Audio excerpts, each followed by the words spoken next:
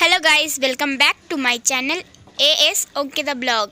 আর আজকে আমরা তাঁত বোনা দেখব, তোমাদের সঙ্গে শেয়ার করতে এসেছি। তোমরা দেখতে পাচ্ছ অলরেডি, এই যে এখানে হচ্ছে পাক দেওয়া হচ্ছে। এখন এভাবে করে পাক দেওয়া হয়, মানে যাকে বলে কাপড়টাকে গোটানো হয়। দেখো এবার তাঁত বোনা শুরু হবে।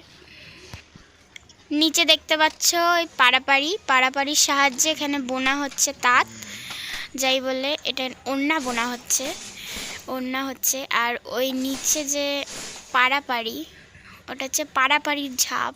যাই হোক, চলো তোমরা দেখো।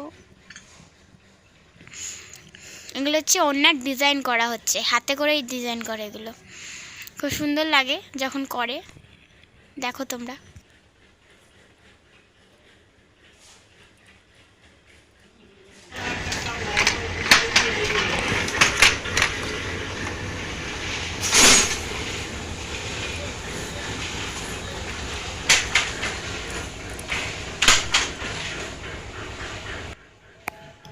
নিচে তোমাদের দেখিয়ে দিই, নিচে হচ্ছে পাড়াপাড়ি, যেগুলোর কথা আমি একটু আগে বলছিলাম, দেখে নিলে তাহলে দেখো কি সুন্দর করে বোনা হচ্ছে।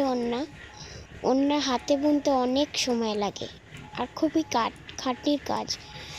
যাই হোক, কিন্তু ডিজাইনগুলো দেখতে খুব সুন্দর লাগে।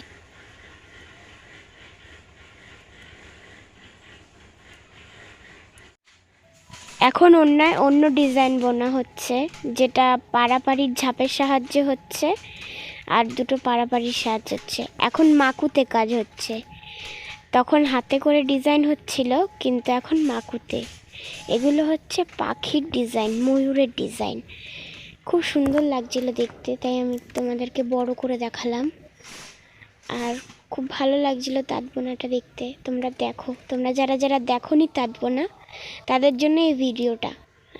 কি সুন্দর লাগছে না ডিজাইনটা? আমার তো খুব ভালো লাগছিল পাখিগুলোকে দেখতে।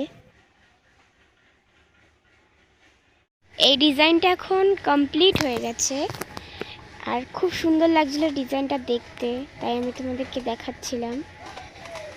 এই দেখো কি সুন্দর লাগছে। আর আজকের এই ভিডিওটা আমরা তাহলে এখানে এন্ড করছি। ভালো লাগলে লাইক, কমেন্ট, শেয়ার আর সাবস্ক্রাইব করে দেবে।